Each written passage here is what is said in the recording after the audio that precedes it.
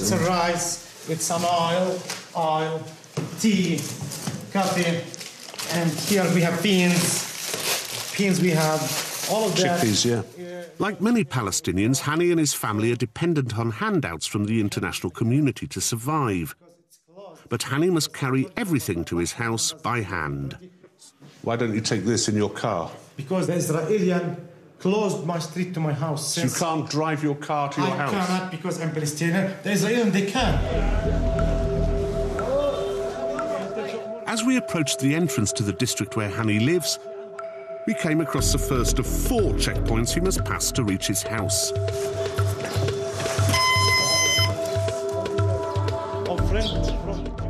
Only residents are permitted to enter. There is a rather forlorn silence in these streets after the bustle of the market.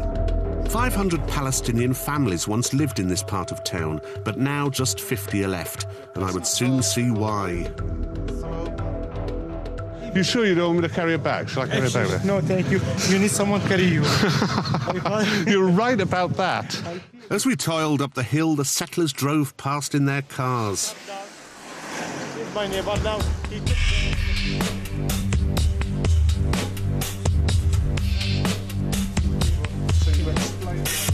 Just a couple of 100 yards in, we hit a second checkpoint.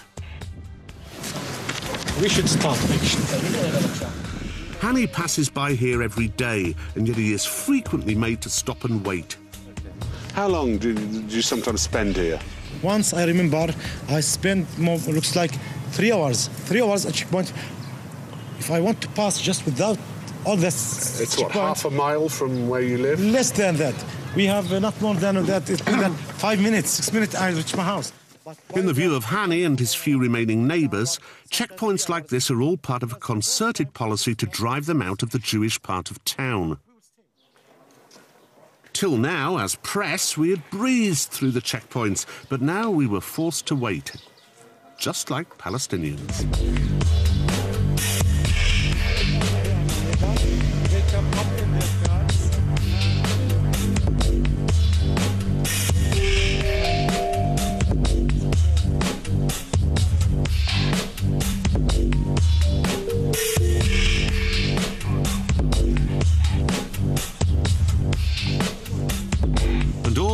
Hani's Jewish neighbours were able to stroll through without being stopped.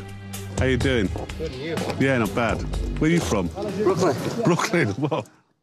What's galling for Hani and his neighbours is that all this disruption results from the presence of just 450 settlers. We bumped into an Englishman, one of the numerous international observers living in Hebron.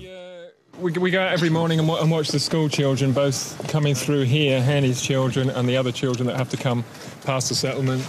And we watch at the bottom corner by the school where the kids have to come down those steps. Next to Beit Hadassah, because they get stones thrown at them, eggs thrown at them, and sometimes adults. By the settlers. By settlers. Do the soldiers ever stop it? I've never seen them stop it. I mean, it can happen. It's a very diplomatic response. If you push them hard enough, they will. After half an hour, we were finally allowed to walk up the hill. On this occasion, it turned out it was the presence of our camera crew that had caused the hold-up. Yeah, there's my house. Right, I see. We passed one last checkpoint right at Hani's gate, and finally we were there. Until now, I'd been puzzled as to why Hani stayed in this hellhole. But as we sat down to lunch with Hani's family, I began to understand. It was a truly beautiful spot. The house was built by Hani's father, and the family have lived on this land for a century. But Hani is hemmed in on all sides. As we ate, our camera caught an Israeli soldier playfully pointing a gun at us.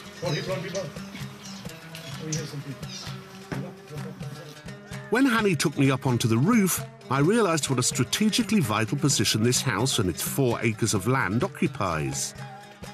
So we're standing on the terrace of your beautiful house with this magnificent view, but you can see up here why your house is wanted and why it's such a tense area. Point out to me where the settlers are. You can see the White House, big White House. That big one down there. Yeah, in the past it was a school. I studied in it. Looks like a Holiday Inn to me. It's, Yeah. you know, And here is that settlement, which they call it Abraham Apino. Here in this area, there is a military base. You've got settlement, settlement, settlement, settlement Here. at the military camp there. So you're surrounded by the settlers. The house immediately next door was occupied by settlers when its elderly owners left it empty for a short time. Hani and his family make sure there is always someone at home, so the same thing doesn't happen to them. Hani claims to have been offered quite extraordinary amounts of money for his house. Have they tried to buy your house A lot before of now? time. The last offer I hear about it, it was $20 million. $20 million? Yeah, before of that, they came to my father. My father was here that day, so they offered for him $10 million, so he refused. But do you not worry that one day they will stop coming round with $20 million in their hands and come round instead with guns in their hands? If they want to kill me, they can kill me. But God will revenge for me, and in my heart, I feel that I am not a traitor. I am not trading my religion or my nation or my father.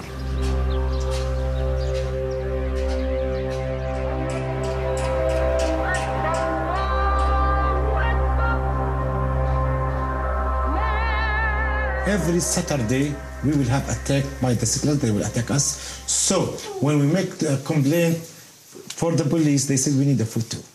So we prepare this camera to document their attacks. And we found that this camera and that camera, they are more dangerous than their machine gun. The footage shot by Hani and his neighbours provides interesting archive. It shows Jewish children stoning them and their houses. Other footage is shot by international observers. Their voices can be heard pleading with the Israeli soldiers to intervene. You have a helmet on and you have a gun. Don't do something. They're a bunch of little thugs. If my kids act like that, let me tell you, I would spank him so bloody damn hard. Can you do something, please? They live here. They should be able to be outside without getting stoned.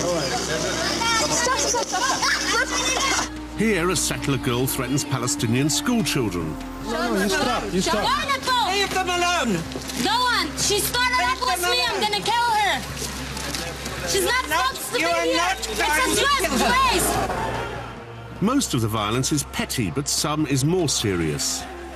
In this footage shot 4 years ago, a mob attacks Palestinian homes.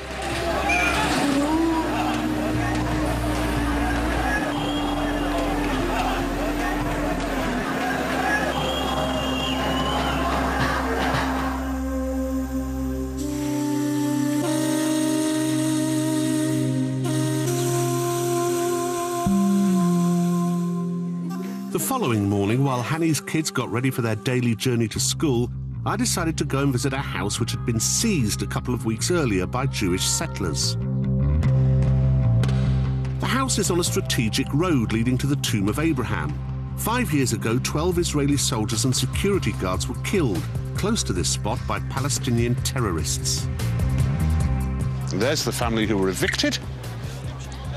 There's the soldiers keeping the family who were evicted out of their house, and there are the new owners of the house. Is it okay if I go and knock at the door? Why? No, it's house, it's private. Yeah, but you could knock at private houses, can't you? Excuse me. You live here? You speak English? Okay, nice to meet you. Bye-bye. Bye-bye. You do speak English? Do you speak English? Little bit? No English. Just want to check. No English. Don't be. I have Hebrew. I have Hebrew. The truth is, I don't think anyone really wants to talk to me. I should have